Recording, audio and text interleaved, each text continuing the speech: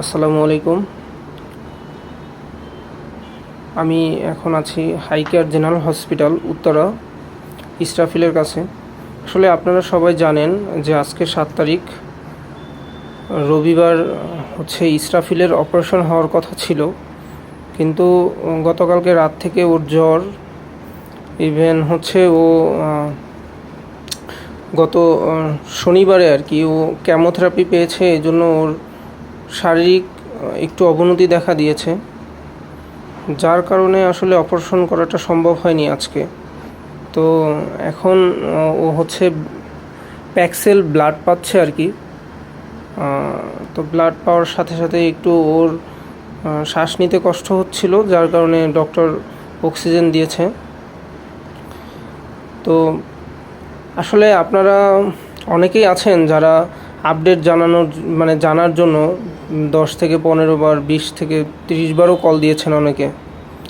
আসলে দেখেন, আপনারা যদি এইভাবে কল দিতেই থাকেন তাহলে আসলে আপনাদের কল রিসিভ করে কথা বলা এইটুকুই সম্ভব, ইসরাফিলের চিকিৎসা করানো সম্ভব না।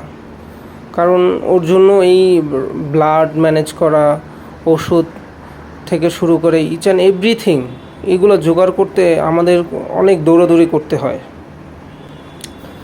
ঠিক আছে?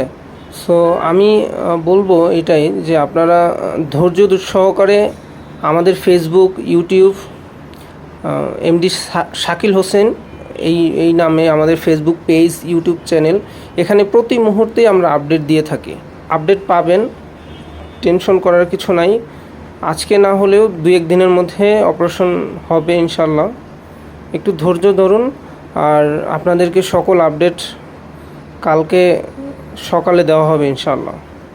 আসলে শাকিল একটু দৌড়াদৌড়ির মধ্যে আছে, আপনাদের প্রিয় শাকিল ভাই। ও